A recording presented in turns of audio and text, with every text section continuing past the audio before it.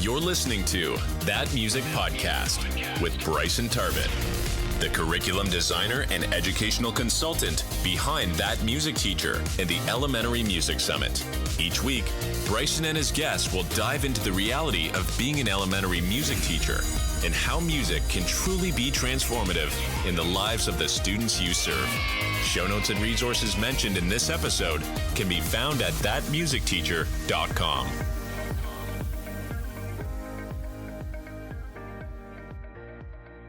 Hello, everyone, and welcome back to this episode of That Music Podcast. Today, we're going to be talking about the benefits and the drawbacks of teaching by rote and teaching by note in a choral setting. So, first of all, the vast majority of my teaching career was in an elementary, middle school, general music setting. But I did have the opportunity to do some student teaching in the choral realm, I guess. And then my last year of teaching in the classroom, I did a sixth grade choir with about 50 kids, which is actually one of my favorite things that I've gotten to do in my career, believe it or not. So one of the things that I notice a lot when I talk about, especially upper elementary musicking, if we call it that, primarily at the older grades, we tend to want to focus into more of an ensemble setting, or maybe your school district has you do that, or maybe your your school has like a mixed grade choir or whatever. One of the things that I see and I hear from the teachers that I work with is they feel like they need to do a complete shift. And I've actually talked about this before on the podcast when I was basically talking you through the process of me starting that choir program. And it was one of the things where I also felt like I needed to, all right, we are in choir mode now. This is choir. We're going to do choir things. And I kind of left behind my general music lens completely behind. And one of the things that I would really urge you to do is to not do that, because especially if you have a lot of experience in this elementary general music setting, a lot of those strategies of engagement, of spiraling the curriculum, of just giving them multiple opportunities to do things is going to be really helpful in the choral setting. So what do I mean by that? And first of all, I am not here to start an argument over rote versus note versus, every student should be able to read music, period, no matter what. But one thing that I want to really drive home is that you can get a really good musical product, final product, and experience without having any music read off of like an octavo, right? You can use folk music. You can use a piece of music that you already have used, maybe you taught through the oral tradition that you're able to put turned into a round, this, that, or the other thing. But then there's also something to be said about zooming into those theoretical concepts, that music theory of having a sheet of music in front of you. And I think what we can do as teachers is to combine the best of both worlds.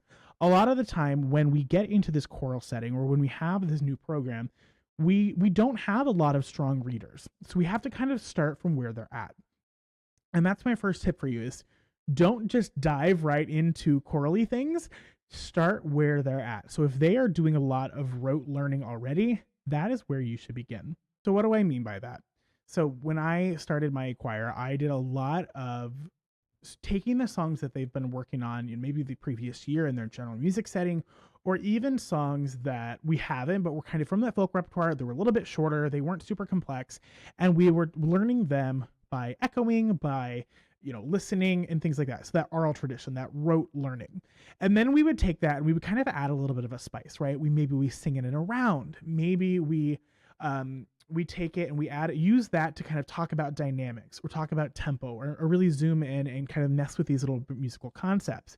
But then I've also taken it where I give the students a simple sheet of music. It doesn't need to be necessarily a full octavo. That's another one of those things I think we get stuck and we feel like, this is choir, I need to give them this octavo, when really you could just give them a one sheet of music that has their part. And I think that when you do that, especially if you take something that they already know and then give them the music for it, it can help them make those connections.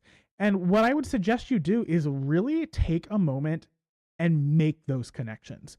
So don't just assume they're going to be made. Don't just assume that if the students know a song and you give them that song written out in music, that they're going to be able to make those connections. So really talk about, all right, in measure 5, what word are we singing?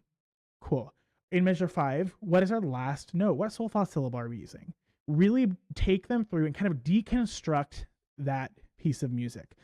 Because a lot of times that music can be really daunting to a student, especially if they're not a strong reader in general, especially if they're not a strong musical reader. And if we take a moment and we really kind of break it down into chunks and kind of show them how to ask questions and things like that, that can really be helpful for allowing them to transfer that to when you give them something new. So what do you do if you have a new song that you want them to learn? I would highly recommend you still use some connection of rote learning, but maybe you give them a piece of music and you focus on 8 measures. And you say, all right, in these 8 measures, we have X, Y, Z.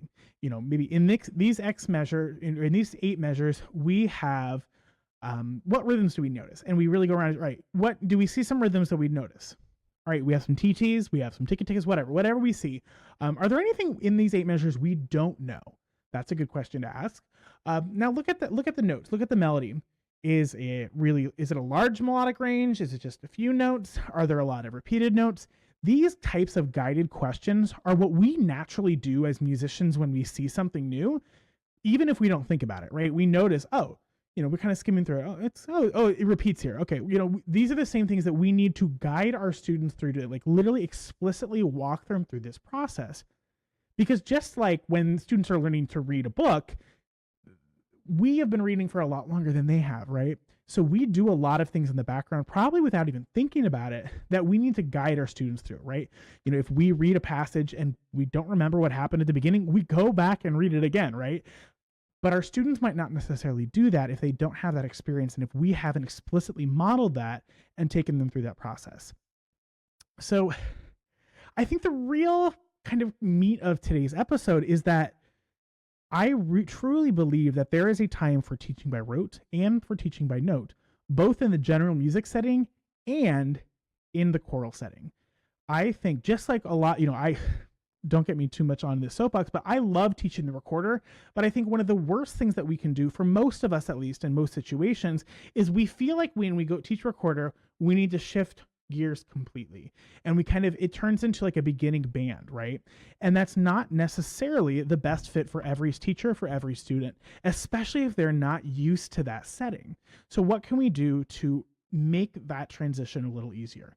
So in the case of recorders, I still use the recorders in the same kind of lesson structure that I typically have. We're using them as tools. We're still playing games. We're just using the recorders to play the games. And I think the same thing can go in the choral setting.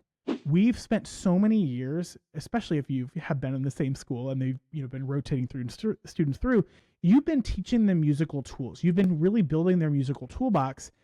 And if they get to a choir and then you just stop using those tools and expect them to have a whole other set of tools, it's not going to be helpful for anyone. You're going to be frustrated. The students are going to be frustrated. And it's going to become just not as fun. In a previous episode when I talked about this, about how I was starting my program, I realized that I shifted completely into what I lovingly refer to as choir director mode, which was I shifted everything. We started with warm-ups and then we did music. Like I just completely changed everything and was looking at it a lens of secondary down rather than elementary up. And I think that lens shift was what allowed me to understand that there's a place for rote, there's a place for note, and weaving them together is what's best going to be work for my students at the time. And I highly recommend you figure out what that balance is for your students. If your students are really strong musical readers, if you have really high levels of music literacy, then maybe you do go a little heavier on the teaching a song by note if they already know how to use those skills. If they're not really great readers, or if they're coming back, or if they're all coming in from different places, so some of them are, some of them aren't, which was my case, we were all coming in from different experiences, then maybe we need to rely a little bit more heavily on rote, at least at the beginning, until we can get some sort of universal understanding. And that's what I want you to take away from this episode. So I don't have any specific feedback for you, but what I want you to do is, if you have a choir setting, I want you to think about the way you teach. Are you teaching elementary up or secondary down? And neither of those are bad. I think it's just important that if we notice that we're not getting the results we want, to maybe try the opposite of what we're doing and see if that helps shift things. Thank you so much for joining us for this short but sweet episode of That Music Podcast. If you have not left us a review on iTunes or wherever you're listening to us right now, it would mean the world to us if you would leave us a review. Let us know what you're enjoying, what episodes you want to hear, and that helps us not only just make sure we're making episodes that you guys want, but it also helps us get the episode in the podcast in front of other music educators who are looking for some of this bite-sized PD. With that being said, as always, thank you so much for making a difference in the lives of the students that you teach.